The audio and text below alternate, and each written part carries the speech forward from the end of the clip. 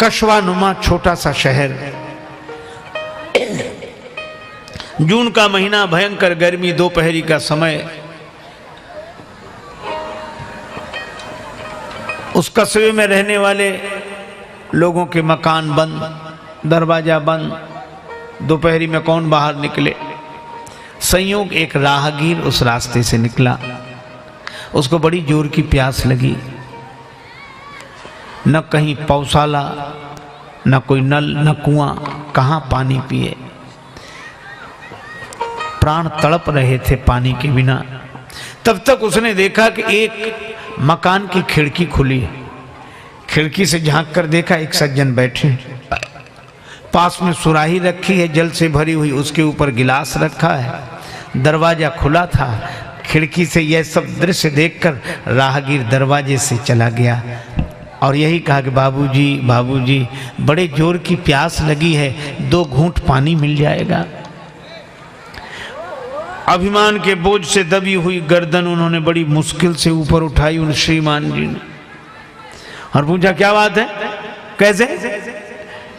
बड़ी जोर की प्यास लगी है, 2 घूंट पानी मिल जाएगा। हम तुम्हें पानी पिलाने वाले लगते? तुम्हें हमारी ऊंचाई का अंदाजा नहीं? यहाँ कोई नल है, पौशाला है, कुआं, चले आए पानी पिला दो, पानी पिला दो, जैसे हमारे पास और कोई काम ही नहीं हो, तुम जैसों को पानी पिलाते रहे। चले आए पानी पिला दो। देखते नहीं, यह एक शरीफ आदमी का घर है, सज्जन का घर है, भद्र पुरुष का भवन है। राहगीर मन ही मन बोला कि सो तो देख ही रहे। आजकल सज्जनों के घर वही माने जाते हैं जहां पानी भी न मिले। लेकिन अब गलती से आ ही गए तो पानी पिला दो। देखो परिभाषाएं बदल गई। पहले हमारे भवनों के बाहर लिखा रहता था शुभागमन, स्वागतम। अंग्रेजी पढ़े लिखे लोग लिखते थे वेलकम। अब युग बदला तो ये सब बदल गए। अब ये सब नहीं लिखा मिलता। अब लिखा मिलेगा बिना इजाजत अंदर आना मना है। और किसी किसी मकान के बाहर लिखा होगा कुत्ते से सावधान। हालांकि उसमें रहते आदमी है, रहते तो आदमी है, सावधान कुत्ते से किया जाता है। हमने एक सज्जन से कहा कि कुत्ता काहे को पालते हो? हमें अटपटा लगता है, कुत्ता काहे को पालते हो? तो उस व्यक्ति ने कहा कि महाराज मजबूरी है। हमने कहा क्या मजबूरी है? कहा जमाना खराब है, बड़ा डर है, इसलिए कुत्ता पाले हुए। उनको मैंने कोई उत्तर तो नहीं दिया, पर उस दिन मैंने मन ही मन सोचा कि हमारा कितना नैतिक पतन हो गया है कि आज आदमी आदमी से डर रहा है और आज आदमी से आदमी की रक्षा कुत्ता कर रहा है, फिर भी हम अपने को आदमी कहते हैं। तो उस राहगीर ने जी गलती से आ ही गए तो पानी पिला दीजिए। तो श्रीमान जी बोले बैठ जाओ। अब अपने उन्होंने नौकरों को आवाज लगाई, कहे कोई है इसे पानी पिला। मौके पर कोई नहीं था तो वे श्रीमान जी उस राहगीर से बोले किसी आदमी को आ जाने दो, पानी पिला देता हूं। आदमी माने नौकर, मतलब आदमी जो कुछ बची है सो उन्हीं में बची है। लेकिन नौकर भी बड़े आदमी के नौकर। कोई नहीं था मौके पर, बड़ी देर तक नहीं आए। तो राहगीर ने कहा कि बाबूजी अब तो प्यास के मारे प्राण कंठगत हो गए हैं, प्राण निकलने वाले हैं, पानी पिलवा दीजिए ना। तो डांट कर बोले एक बार कह दिया ना किसी आदमी को आ जाने दो, पानी पिलवाए देता हूं। तो राहगीर हाथ जोड़कर बोला बाबूजी थोड़ी देर के लिए तुम ही आदमी बन जाओ तो कुछ हर्ज है? अच्छा हम जाने क्या क्या बन गए, पर जो भगवान ने बनाया था वही नहीं रहे। भगवान ने हमें मनुष्य बनाया, आदमी बनाया, हम आदमी नहीं रहे, बाकी जाने क्या क्या बन गए। अब तो मजहब कोई ऐसा भी चलाया जाए, अब तो मजहब कोई ऐसा भी चलाया जाए जिसमें इंसान को इंसान बनाया जाए। और यह हनुमान जी की कथा हमें संकेत देती है। हनुमान जी अतुलित बलधामम है, उनमें जितनी विशेषताएं हैं किसी में नहीं, सकल गुण निधानम है। लेकिन सकल गुण निधानम होने के बाद भी जब समुद्र पार जाने का उपक्रम करते हैं तो पहले बंदरों को प्रणाम करते हैं। अस कही नाय, अस कही नाय, नाय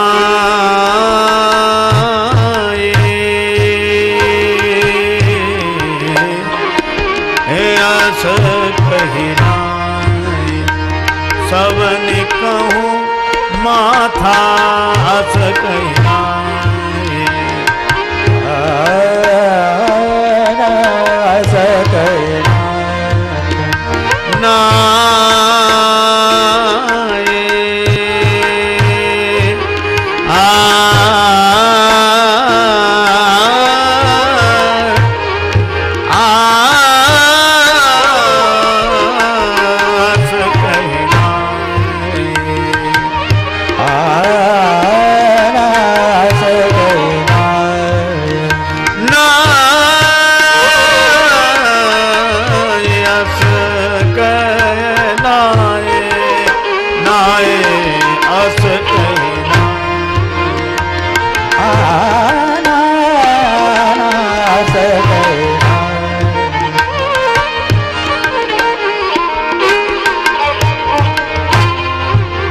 चले वो हरसी धनी रघुनाथ, रघुनाथ कहना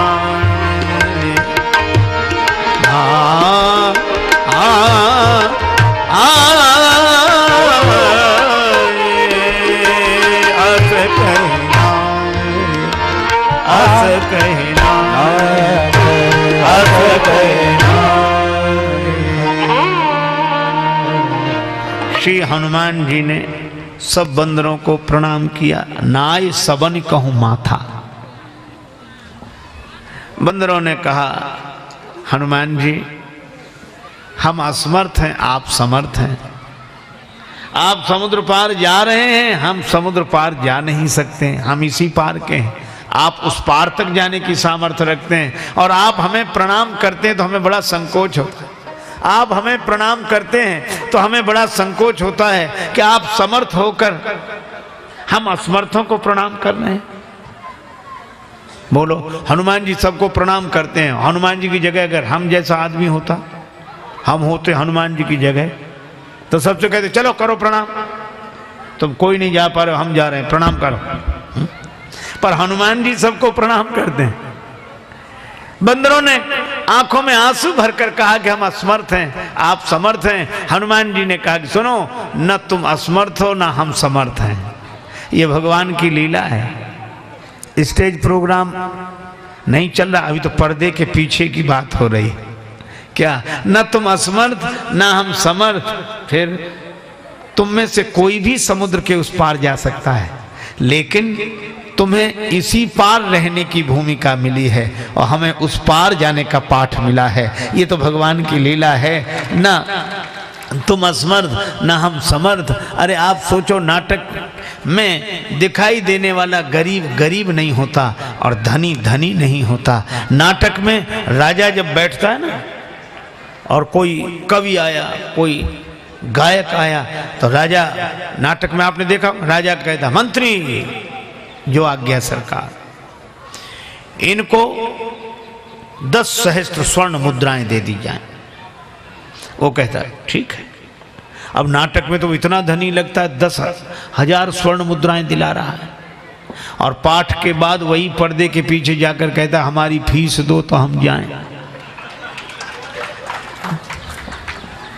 इसका अर्थ यह है कि नाटक में न कोई अमीर है न कोई गरीब है। इसी तरह यह भगवान की लीला है। क्या सोच तरे पागल मनुआ, जो बीत गया सो बीत गया। क्या सोच तरे पागल मनुआ, जो बीत गया सो बीत गया। क्या सोच करे पागल मनवा। जो बीत गया सो बीत गया, क्या सोच करे पागल मनवा।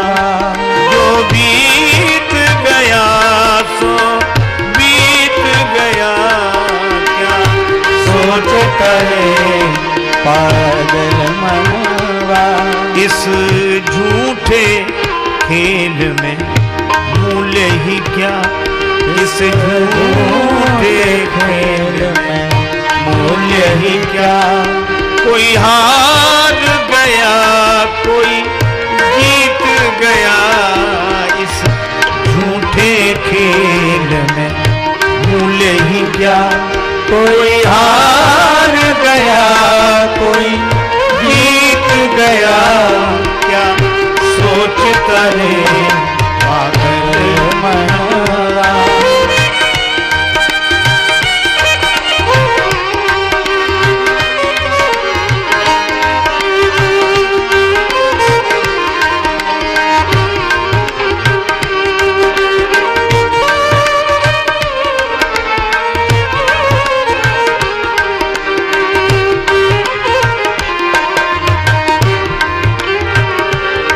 हम चाहे वही हो जरूरी नहीं, हम चाहे जो वही हो जरूरी नहीं। हम चाहे वही हो जरूरी नहीं। हम चाहे वही हो जरूरी नहीं। आशाएं कभी हुई पूरी कहीं, आशा है पूरी कहीं। रे सोच तनिक जीवन घटका, रे सोच तनिक जीवन घटका। श्वासा जल कितना बीत गया, सोच तनिक जीवन घटका। श्वासा जल कितना बीत गया, क्या सोच करे पागल मनवा। क्या सोच करे पागल मनवा। क्या सोच करे पागल मनवा। सोच करे पागल मनवा।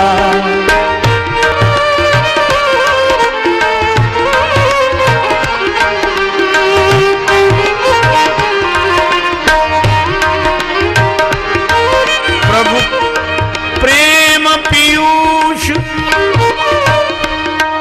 प्रभु प्रेम पीयूष पिया जिसने, प्रभु प्रेम पीयूष पिया जिसने।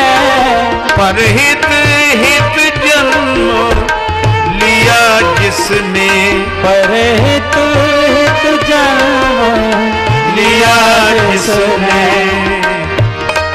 जीवन है वही जो जन जन के, जीवन है वही जो जन जन के। मृदु अधनों का बन बीत गया, मृदु अधनों का मन जीत गया। क्या सोच करे पागल मनवा। क्या सोचता है पागल मनवा।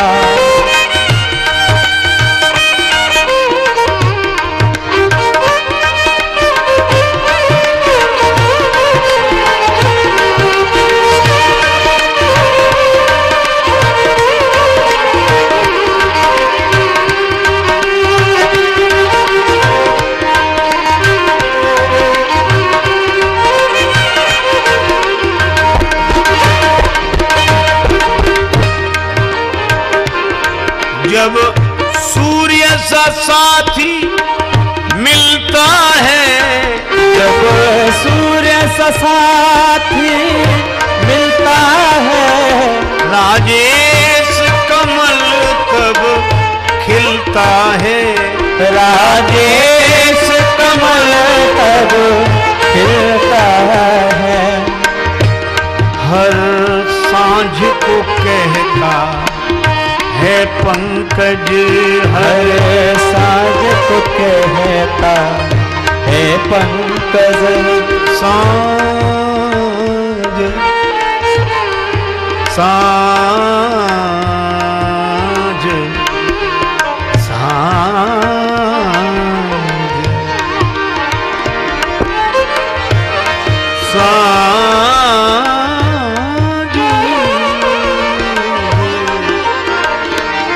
हर सांझ को कहता है पंकज, हम कैसे खिले अब नीत गया। सांझ को कहता है पंकज, हम कैसे खिले अब नीत गया। क्या सोचता रे पागल मनवा, क्या सोचता रे पागल मनवा। जो बीत गया सो बीत गया, क्या सोचता है पागल मनवा।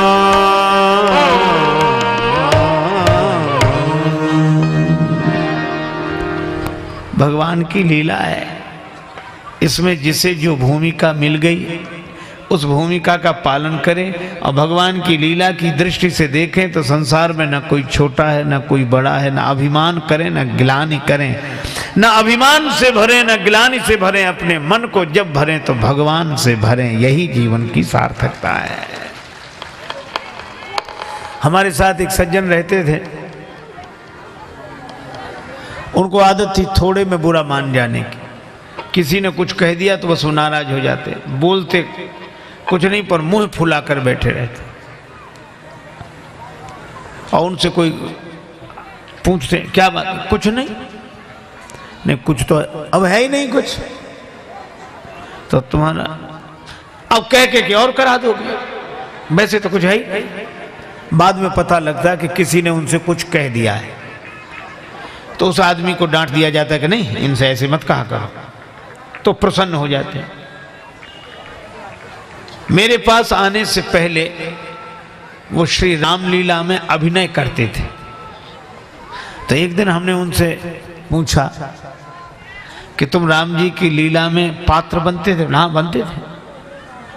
तो हमने कहा उस समय तुम्हें डांटा नहीं जाता था? कहा डांटने की कौन कहे, पिटते तक थे। हमने कहा क्यों? बोले अक्सर हमें लंका तरफ के राक्षस बनाए जाते तो बंदर पिटाई करते। अच्छा, तो हमने कहा पिटते थे? हाँ। हमने कहा बुरा लगता था? राम जी की लीला में पात्र बनकर जब तुम पिटते थे तो बुरा लगता था? बोले बुरा काहे को लगता था, पाठ और अच्छा होता था, मजा आता था। तो हमने कहा कि अब ये सोचो कि उस समय पिटने तक में बुरा नहीं लगता था और आज जरा सी बात कोई कह दे तो बुरा लग जाता है। अब बुरा क्यों लग रहा है और उस समय पिटने तक में बुरा नहीं लगता था? तो उन्होंने कहा कि वो राम जी की लीला है, वो रामलीला थी। हमने कहा बस यही अंतर है, ये बुरा लगना उसी दिन बंद हो जाएगा जिस दिन इस जगत व्यवहार को भी राम जी की लीला समझ लोगे, फिर नहीं लगेगा। देखो भगवान की लीला में भला बुरा नहीं लगता, अभिमान की दुनिया में भला बुरा लगता है। इसलिए हनुमान जी में अभिमान नहीं है,